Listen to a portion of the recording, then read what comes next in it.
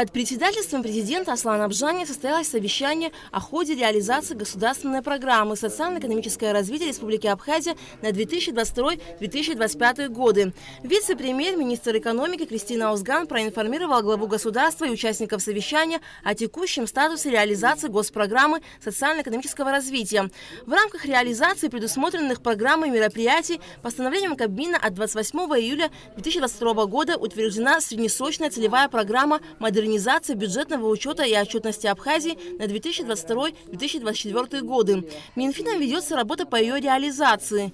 Банком Абхазии завершены мероприятия по приведению информационных систем к требованиям стандартов и внедрению систем мониторинга и противодействия мошенническим операциям. Также в целях эффективности деятельности банковской системы Абхазии разработаны и приняты соответствующие законы. В рамках проводимой работы по эффективности сбора и обработки данных статистической информации, как следует из мероприятий программы, уже принят закон, определяющий ужесточение мер ответственности за формирование и предоставление статистической и бухгалтерской отчетности. Мы благодарим, конечно, Народное собрание, парламент за то, что поддержали нашу инициативу. В разделе «Сельское хозяйство» был предусмотрен комплекс мероприятий в части нормативно-правового характера, в частности, принят закон о сельском хозяйстве.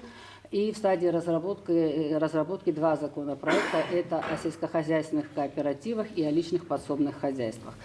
Кроме того, в разделе «Сельское хозяйство» предусмотрены были мероприятия по линии мер господдержки. В частности, на ежегодной основе реализуется государственная ведомственная целевая программа развития сельского хозяйства ежегодно 2022-2023 год в объеме 100 миллионов рублей. Соответствующими постановлениями Кабинета министров утверждены ведомственные программы поддержки малого и среднего предпринимательства на 2022 и 2023 годы. Финансирование мер государственной поддержки субъектов малого предпринимательства также предусмотрено в рамках софинансирования российской стороной. В рамках реализации мероприятий в таможенной сфере разработан и внесен в Народное собрание парламента Республики Абхазия проект таможенного кодекса, гармонизированного с условиями внешнеэкономической деятельности стран ЕАЭС.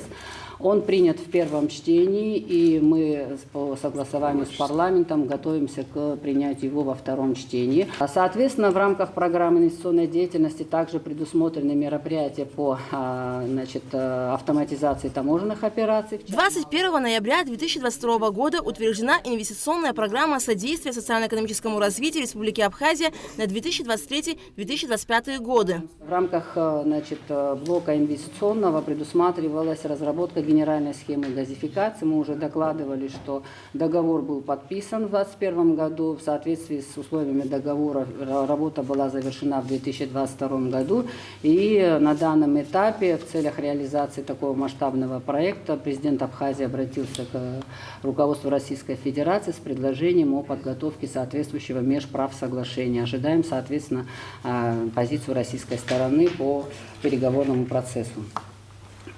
Очень важный блок связан с реформой в налоговой сфере. Эти мероприятия направлены непосредственно на повышение уровня налогового администрирования путем внедрения автоматизированной системы. По транспортной сфере одним из главных проектов в рамках и программы «Соцэконом», и в целом это было мероприятие по реконструкции аэропорта и возобновлению сообщения с Российской Федерацией. Все сроки, предусмотренные и межправсоглашениями, и принятыми после них соответствующими решениями, соблюдены.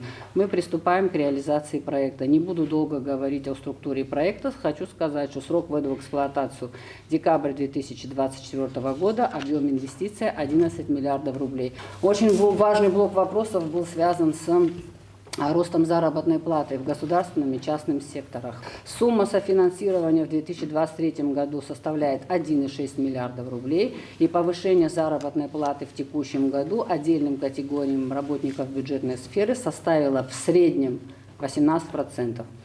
Мероприятия в сфере образования и здравоохранения предусматривают реформирование законодательной базы, в частности, принятие закона об образовании и утверждение стандартов качества образовательной системы Республики Абхазия, принятие изменений в закон о здравоохранении и утверждение стандартов качества в системе здравоохранения, законов о донорстве крови и иммунопрофилактике. Госпрограммой предусмотрены мероприятия в сфере реформирования системы управления жилищно-коммунальным хозяйством. Изменения в тарифах на услуги ЖКХ также приняты в 2022 2022 году в Гагрском районе. Вместе с тем, по информации администрации района, принятые тарифы не являются экономически обоснованными.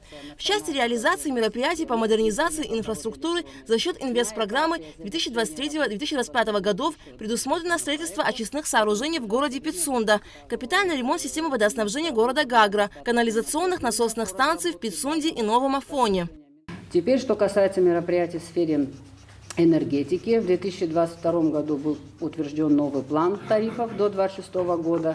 Утверждена государственная программа создания системы коммерческого учета. Черноморэнерго в данный момент уже завершает работу по подготовке нормативного акта по автоматизации процесса коммерческого учета и оплаты потребляемой электроэнергии. В рамках реконструкции аэропорта подлежит реконструкции две подстанции – Дранда и Агудзера. Как я сказала, средства на них уже фактически зарезервированы. По поручению правительства Черноморэнерго приступила к инвентаризации абонентов. Срок завершения мероприятий 15 декабря 2023 года. Сведения о фактических макроэкономических показателях периода 2020-2022 года объем ВВП за 3 года вырос на 57%, составил 54,9 миллиардов рублей в текущих ценах. Доходы государственного бюджета выросли на 35% и составили 13,7 миллиардов рублей. При этом собственные доходы за 3 года увеличились на 56% и составили 8 миллиардов рублей. С учетом достижения параметров доходной части бюджета 2023 года рост составит более 65%. С учетом достижения параметров доходной части бюджета 2023 года рост составит более 65%. Согласно оперативным данным, за 10 месяцев 2023 года администраторами выполнены годовые показатели поступлений налогов и таможенных платежей. Рост заработной платы в бюджетной сфере составил 38% и по итогам 2022 года достиг уровня 20 160 рублей. Рост заработной платы в экономике составил за 3 года 85% и по итогам 2022 года составил 20 471 рубль. Также 1 ноября снижаются цены на нефтепродукты. В частности, на бензин АИ-92 снижение составит порядка 4,50 рублей. Вице-премьер-министр финансов Владимир Дылва проинформировал президента о реализации госпрограммы по модернизации бюджетного учета. Сейчас происходит это все в ручном режиме. И порой информацию, которую мы получаем, не совсем она корректна и в отдельных случаях искажена. Вот. Это я говорю только об уровне республиканском. Немножко сложнее ситуация стоит сегодня с предоставлением информации об использовании средств не только, повторюсь, не только фактического использования денег, но потом конвертирования его в имущество в районах нашей страны. Вот. Мы обратили внимание еще и на контингент трудовой, который ведет учет при использовании бюджетных средств. Вот эта автоматизация, на сегодняшний день мы уже пробы делаем, 14 пробных министерств в этой программе задействованы. Где-то в год 4-5 раз приезжают, вот сейчас в октябре были, в ноябре приезжают группы, они проводят эти мероприятия достаточно все успешно, мы стараемся полностью освещать этому. Я думаю, что это тот путь, по которому надо двигаться. Аналогичная история была предложена и Министерству по налогам и сборам. Там тоже такая автоматизация. Но у нас в этом смысле готовое решение, поэтому средства на эти цели гораздо меньше предусмотрены были. Оценка была дана этому проекту еще в 2020 году. С учетом инфляции, понимая, что мы не всегда можем найти дополнительные деньги, мы оставили этот уровень. И сейчас реализовываем. Где-то 55% средств на эти цели было направлено. Но мы работаем с учетом авансирования части, потом выполненных работ. Вот.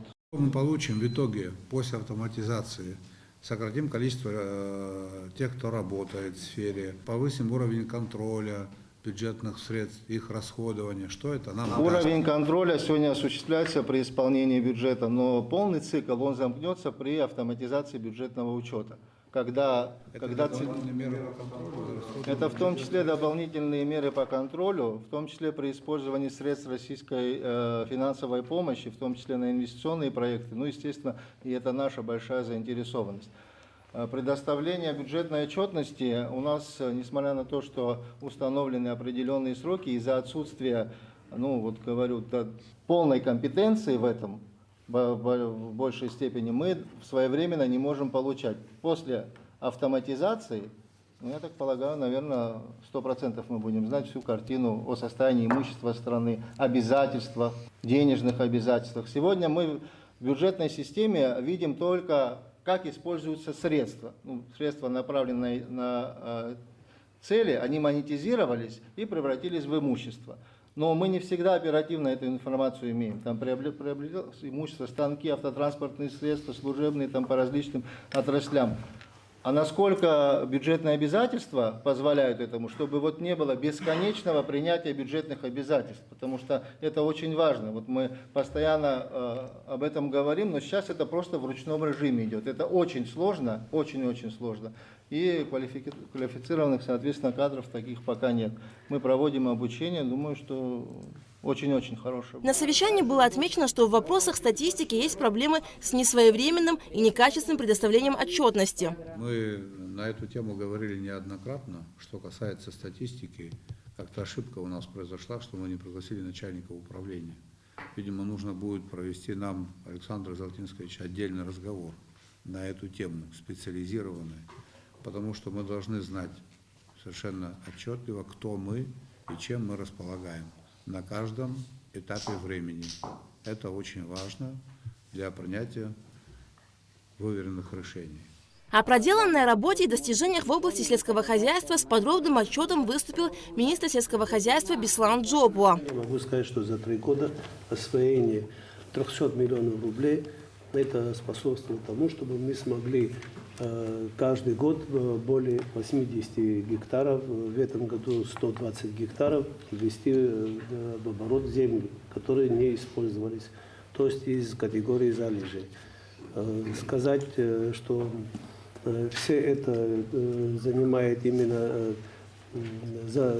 занятость в рабочем порядке, то мы считаем, что самозанятость, конечно, увеличилась, но создание рабочих мест связано только не с введением в оборот этих земель, а созданием небольших предприятий. То есть за 3 года в отчете у нас указано, что мы смогли создать более 100 с лишним рабочих мест, постоянно работающих. Это 32 или, сейчас не помню, 33 предприятий небольших, семейных, хозяйственных или по хозяйственным, где 2-3 семьи занимаются. И в то же время по линии сельского хозяйства, то эта программа в этом году намного стала актуальной. Программа, мы не сказать, что средства практически мы вынуждены останавливать прием наших проектов из-за того, что у нас средства всегда заканчиваются в середине года. В этом году мы уже освоили 85% этих средств, и все они в основном по желанию наших людей, которые занимаются сельским хозяйством именно в селе, в семьях, в хозяйствах, то акцент большой делается на приобретение малой техники. И мы 30% этих средств направили на это. То есть это дало результат, что малая техника, начиная от блоков и мини-тракторов, дает результат, что люди начали обрабатывать больше земли этой техникой. И в другом это создание небольших предприятий, создание перерабатывающих, хотя это не пока у нас не снимает проблему вообще переработки в целом нашей сельхозпродукции, но для внутреннего рынка мы смогли создать 37 предприятий небольших, которые сегодня занимаются, и сейчас я не готов сказать, какую продукцию, количество выпускают, но основное количество занятых в этом на создании рабочих мест связано с этими предприятиями. Это итог. Программа у нас начала работать в 2021 году. Это первые 100 миллионов, так, да? Целевая программа, да. Я сейчас говорил. 22 год, 10 месяцев 23 года. Суммарно это 300 миллионов рублей, так, да? Да. 300 миллионов рублей. Количество рабочих мест, это сколько примерно? Более 200 созданных постоянных рабочих мест. Но и самозанятость она намного больше. То есть те территории, которые более 200 да. созданных рабочих мест. Понятно. Хорошо. Это по сравнению с тем, что было ранее, неплохо. В связи с этим у меня вот еще один вопрос, коллеги, вот к вам. Значит, в июле ко мне обратилась ассоциация наших виноделов с письмом. Они просили освободить их от ввозного НДС на некоторые виды оборудования. В частности, речь идет о предприятии в селе Кутов. Объем инвестиций 1 миллиард 350 миллионов рублей.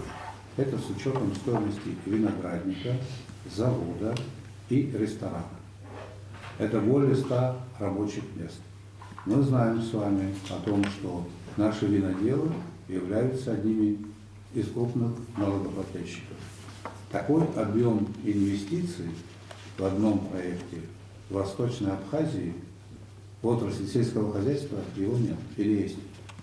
Пока нет. Пока нет. Вот мы с вами трудимся, работаем 300 миллионов в течение 3 лет. А тут один проект на 1 миллиард 350 миллионов рублей. И почему нет решения? Мы что, не можем пойти на решение данного вопроса? Если люди рискуют своими деньгами. У нас же в рамках льготного кредитования кредит кто получил? Только один компания. претендент, да. Остальные 19 почему не получили? Пока еще изучают банки, Изучают, потому что у да, многих нет возможности обеспечение смотрит, да, и гарантия, Да, в чем что дело? деньги будут потрачены. В чем дело? Почему этот вопрос не можем решить? Тогда нам надо вносить изменения в законодательство и вообще проанализировать льготы, которые были в течение последних 10 лет по многим видам продукции, товаров, и так далее. К сожалению, у нас в этом есть большая проблема, есть большой пробел, есть целое постановление Кабинета министров, которое не прошло законодательную поддержку. Мы работаем по этим документам. Что касается документов, это вопрос номер 2. Для меня интересно знать подходы. Такие люди, такие проекты должны быть поддержаны или нет? Эти проекты являются для нас принципиальными или нет? С учетом всех факторов. Это же место, куда еще и туристы будут приезжать. Но если я так это понимаю, минимальное количество государственных денег в экономике, потому что это риск. А сельское хозяйство это высокорисковая история, нет? Или я что-то помню? У нас же с вами были истории, когда мы вкладывали и в сельское хозяйство, и в предприятия, и ничего не получилось. Вы же понимаете разность потенциалов, Восточная и Западная Абхазия.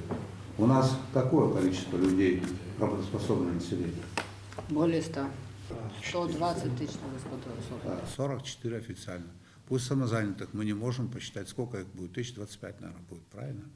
Но 70 тысяч человек, наверное, могут работать, из них пусть там какое-то количество не могут. 50, мы должны их обеспечить работой. Если бизнес в этом плане идет на риски определенные, давайте, сделайте соответствующий документ, обратитесь в парламент. И не надо это откладывать. В ходе совещания обсудили вопрос оказания платных и бесплатных услуг в медучреждениях республики. Хотим посмотреть, какой вид тарификации будет в разных ЛПУ. Смотрим, докладную записку уже составили, мониторинг ведем, рассчитываем ситуацию, как это все надо сделать и ввести. Достаточно непростой процесс, поэтому требующий определенного времени. Понятно. А сколько у нас на это времени? Отведено на это сколько времени? Программа у нас на еще 24-25 год. Если мы в этом году нормативно-правовую базу отрегулируем, дальше надо будет систему еще контроля и учета. То есть на выходе что мы будем иметь? Наши лечебные учреждения будут оказывать услуги медицинские на бесплатной основе и на платной основе. Так точно. Определенные виды. Определенные виды. По перечню, да. По перечню. Когда мы эту работу должны завершить? В 2024 году постараемся завершить. Но есть еще одни моменты, Руслан Георгиевич, если позволите, хочу более широко подойти к вопросу. Мы предлагаем еще и централизацию лечебных учреждений под эгидой Минздрава. Все лечебные учреждения страны, у нас маленькая страна, должны подчиняться Министерству здравоохранения напрямую. То есть сегодня централизация, она необходима с точки зрения управленческих решений. На примере ковида за эти периоды показало, что прямое управление централизовано. Я ни в коей мере не хочу никого там обидеть, в том плане, что там подчиняются городским службам, центральные районные больницы и так далее, но централизация, вертикаль управления, она быть должна под Минздравом, под Министерством здравоохранения. Это прямое управление. Ну, нам так кажется, как медикам. соображения у глав есть по этому поводу? Чего они будут это все финансировать, а так проблем нет, потому что у нас есть... Не, в нашем случае, конечно, мы взаимодействуем с Министерством здравоохранения, образования, культуры и так далее, да, но у нас немножко и по профилю немножко разнятся, у них более масштабные задачи, да, допустим, у нас более приземленные, там, да, в рамках района, поселка, районных управ и так далее. Если удастся деньги найти в республиканском бюджете, проблем нету, наоборот, нам удастся больше сделать для городских служб, для развития экономики, для рабочих мест и так далее. Вот. Я думаю, я не знаю, со мной может не согласятся мои коллеги, но идея хорошая, страна действительно небольшая, прямое централизованное подчинение, особенно социального блока, давно назревший вопрос. Дано поручение, оно ушло 31 августа. Ко мне обратилось руководство Чимчирского района, руководство села Тамыш. Там похоронен герой Советского Союза Варлам Алексеевич Габля. Памятник был поврежден в период Отечественной войны народа Абхазии. В будущем году, в 2024 году, мы, да, к 9 мая памятник должны восстановить. Будет стоять. Да, будет стоять новый памятник, который достоин героя Советского Союза. Это задача, которую мы должны решить. Следующий вопрос. Значит, обратились с письмом. Этим летом был организован лагерь Апсар высоко в горах. Это в районе перевала Пыв. Через лагерь прошло несколько десятков наших ребят. Лагерь имеет патриотическую направленность. Мы должны заложить определенную сумму в бюджет, 10 миллионов рублей, эту идею поддержать. И не исключено, что со временем, через год, в 2025 году, этот лагерь будет иметь статус международного, потому что этим интересуются дети с Северного Кавказа, руководители Северокавказских республик. Встречались с организатором этого лагеря, глава Адыгеи, глава Кабардино-Балкарии. И эту хорошую историю мы должны воплотить в реальные дела к весне будущего года. Это тоже вопрос, на мой взгляд, важный, и мы должны его довести до конца. Можно полминуты? Да, пожалуйста. Авторы проекта были у нас, дважды мы встречались, составлен эскизный проект, есть понимание того, что там и как должно быть. Вчера документы отдали нашим строителям, они посчитают, сколько это будет стоить. И как делать? Это сборно-разборное на время зима-лето или на постоянной основе то, что выдержит снеговую нагрузку в 5 метров. Ну, в течение 10 дней мы будем знать по деньгам, что это будет и как это будет делать. Вообще, по моему разумению, надо к этому подойти так с перспективой его расширения. Это должен быть лагерь хорошего уровня. Если делаем дело, давайте мы его сделаем качественно. Можно, Да, короткий пожалуйста, комментарий в рамках доклада Кристины Константиновны Васькан по реализации мероприятий программы гармонизации. Но нам предстоит обсуждение вопросов, связанных с медицинской отраслью. Это закон о донорстве крови и второй законопроект об иммунопрофилактике. Мы никак не подойдем, но должны в ближайшее время, Эдуард Валерьянович, начать активную работу. Что касается закона об образовании и принятия его в 2024 году, он был принят в первом чтении, но дело в том, что количество поправок по объему превышает, чуть ли не превышает сам законопроект, и, скорее всего, с большей степенью вероятности мы будем либо пересматривать и новый проект инициировать. То есть с этим проектом закона есть некоторые сложности во взаимоотношениях, во-первых, и в обсуждении с нашими российскими партнерами. Понятно. Значит, еще один вопрос. Я хотел бы... Просвещение, прошу прощения, нам надо встретиться дополнительно. Вот в отношении министра просвещения как раз таки. Вот здесь справка, которую мне подготовили, реформирования и оптимизации сети общеобразовательных учреждений с целью исключения некомплектности учащимися и педагогами. В этом направлении что-то делается? В целях оптимизации бюджетной сети, конечно, желание... Ну, бюджетная сеть – это одна история, здесь немножко другое, по-моему, написано, нет? Комплектность – это более глобальный Но об вопрос. этом и речь идет. Это сокращение образовательных учреждений. И? Да, это И что? да. Вот, этот вопрос часто ставится. Сейчас только оптимизация штатной численности идет. Ну вот, понятно, что там инициативы были в разное время создавать программы «Школьный автобус». Мы видим, что в школах, там, в селах, вернее, 2 школы, в одной школе 5 учеников, в другой 12 учеников, и обе школы заведены полностью на бюджетное финансирование, ну там, наверное, и качество тоже соответственно. Но здесь не только экономический вопрос в этом смысле, это надо обсуждать, да, там другие Тут еще вопрос один, по пути. и самое главное – качество образования. Повышение качества образования, несомненно, да. Вот это самое главное. Ради чего все это делается? Ради того, чтобы дети получили достойное образование. И там, где таких возможностей нет, надо думать, что предпринять в отношении такого учреждения. Также в ходе совещания были обсуждены и другие актуальные вопросы. Аля Катрапш, Абхазское телевидение.